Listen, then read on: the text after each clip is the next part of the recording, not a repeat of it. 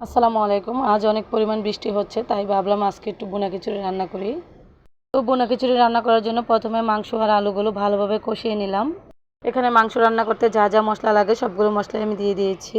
এখন দিয়ে দিচ্ছি আগে থেকে ধুয়ে রাখা চাল আর ডালগুলো। এখানে আমি দুই রকমের ডাল দিয়েছি, মুগ ডাল আর মসুর ডাল দিয়েছি। আপনারা চাইলে এক রকমের ডাল দিয়ে রান্না করতে পারেন। এখন আমি নেড়ে চেড়ে হালকা কিছুক্ষণ চালগুলো ভেজে নিব। তারপর দিয়ে দিতে হবে পরিমাণ মতো পানি। এ পর্যায়ে আমি পরিমাণ মতো পানি দিয়ে দিচ্ছি। পানি দেওয়ার পর নেড়ে চেড়ে একটা ঢাকনা দিয়ে ঢেকে খিচুড়ির পানিটা মাখা মাখা হয়ে আসা আগ পর্যন্ত অপেক্ষা করব। এর মধ্যে ঢাকনাটা খুলে কয়েকবার করে নেড়ে চেড়ে দিতে হবে। এই পর্যায়ে খিচুড়ির পানিটা মাখা মাখা হয়ে এসেছে। এখন আমি দিয়ে দিচ্ছি 2 চামচের মতো ঘি। এই ঘিটা দেওয়ার কারণে খাবারের টেস্টটা খুবই ভালো আসে। এই পর্যায়ে আমি খিচুড়িটা দমে বসিয়ে রেখেছি। দমে বসানোর 5 মিনিট পর ফিরে আসছি।